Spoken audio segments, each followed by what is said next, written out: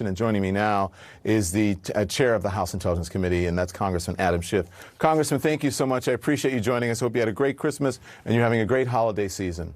So listen. Thank you. It's good to be with you. Absolutely. The House just passed the provision in the stimulus bill that would give $2,000 for people desperate for help. Now it goes to the Senate.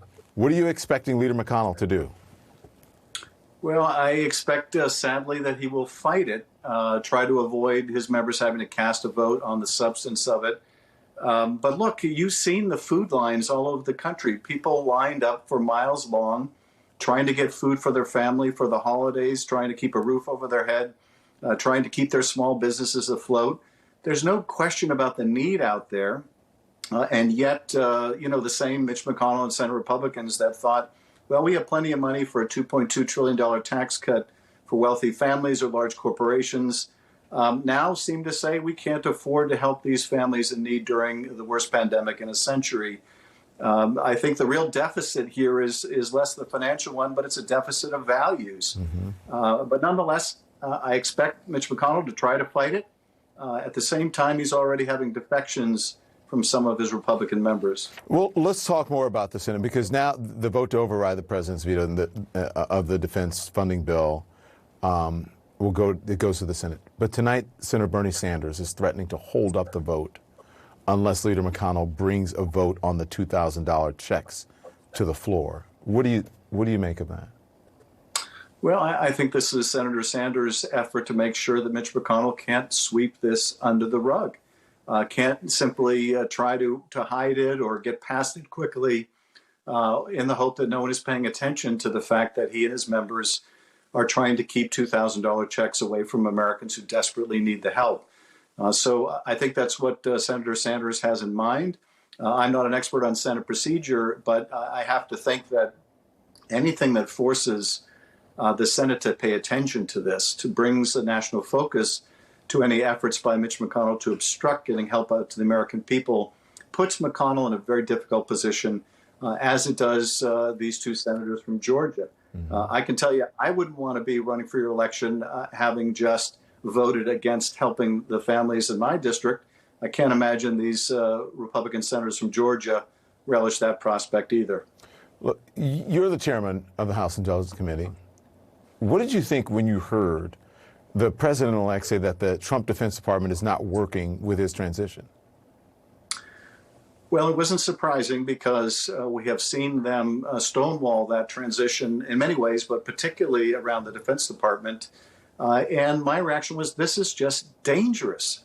It's dangerous because, the president is making decisions right now in the last few days of his administration that affect our defense significantly, drawing down troops in Iraq and Afghanistan without consulting with our allies, tweeting, about potential conflict, military conflict with Iran.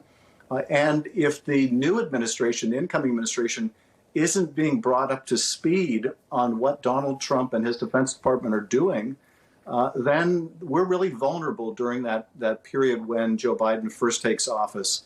So it's dangerous, but look, we've known from the first days of this presidency, and it will be true until the last days of this presidency, Donald Trump doesn't care about our national security. He doesn't care about the welfare of the American people. He only cares about himself.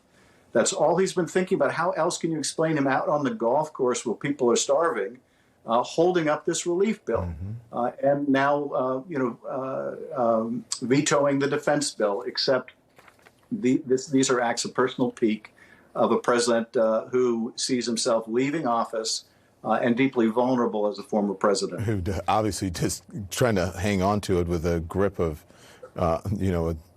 who knows. I got to ask you this because it goes with the question that I asked before the break and what you just said. He's pushing this, on January 6th, the day Congress ratifies the Electoral College vote, as a day that he can overturn the election. He wants to make a spectacle of the vote, and he is really making a spectacle of himself and his supporters. Will this work, Congressman? No, it won't work, but it will do enormous damage, and he already has, by proceeding in this anti-democratic path, by somehow normalizing an effort to overturn a democratic election in what is supposed to be the strongest democracy in the world. He's creating a permanent class of aggrieved citizens who think the presidency was stolen from them. So it does immeasurable harm. I mean, this crazy, frivolous lawsuit, of course, will fail. Whatever stunt they have planned for the joint session of Congress will fail. But it is remarkable. Republicans who, after the election, said, let's just let Donald Trump acclimate to losing, let him save face. He'll get over it. He'll move on. Of course, that never happened. It was never going to happen. And they have continued down this path, legitimizing the illegitimate. Those same senators, Don, who said during the impeachment trial, effectively acknowledged he was guilty, but said, let the voters decide, are now saying, no, let's not let the voters decide, revealing that those enablers in the House and Senate, what it's all ever been about for them is the maintenance of power at any cost. And that is a tremendous disservice to our democracy. It's always a pleasure to have you on. Thank you, sir. Happy New Year to you. To you, too.